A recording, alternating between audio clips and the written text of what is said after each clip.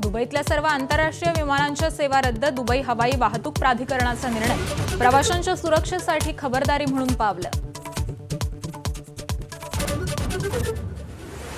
युद्धाचा आज 17वा दिवस. इस्रायल आणि अमेरिकेच्या लष्करी तळांवरती आतापर्यंत 700 क्षेपणास्त्र आणि 3600 ड्रोन हल्ले केल्याचा इराणचा दावा.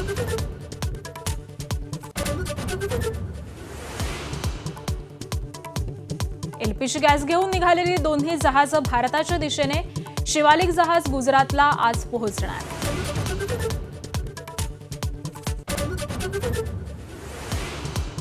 जागतिक तेल पुरवठा विस्कळीत झाल्यानं डोनाल्ड ट्रम्प चिंतेत. होर्मुझच्या सामुद्रधुनीत मिळून पेट्रोलिंग करू. ट्रम्प यांचं तेल ग्राहक देशांना आवाहन.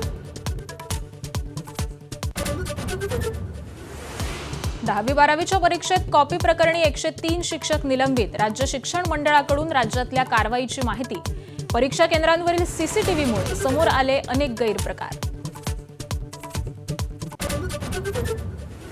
महाराष्ट्र साहित्य परिषदेच्या निवडणुकीमध्ये योगेश सोमण यांच्या साहित्य संवर्धन पॅनलचा विजय. अध्यक्षपदाच्या निवडणुकीमध्ये सोमण यांचा मिलिंद जोशी यांच्यावरती 45 मतांनी विजय.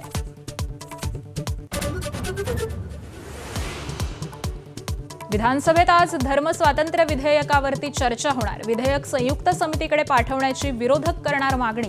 तर चर्चेदरम्यान सत्ताधारी विरोधकांमध्ये खडाजंगीची शक्यता.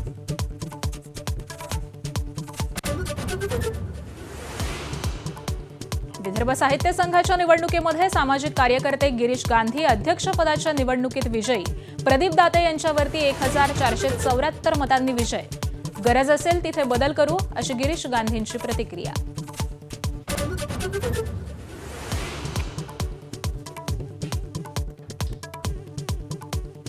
नागपुरात तक्रार देण्यासाठी गेलेल्या तरुणालाच पोलिसांकडून मारहाण. मारहाणीमध्ये तरुणाच्या कानाचा पडदा फाटला.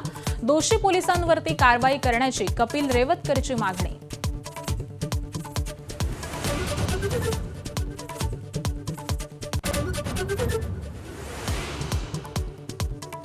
संभाजीनगरमध्ये सेवानिवृत्त प्राध्यापकाची 3 तरुणांकडून हत्या. टीव्ही शो सुरू करण्यासाठी 50 लाख उकळले आणि पैसे मागतात संपवून टाकलं.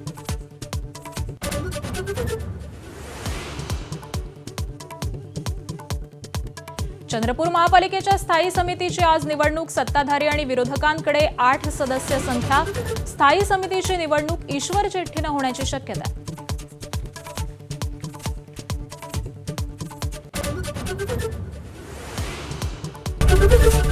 एबीपी माझा, उघडा डोळे बघा नीट.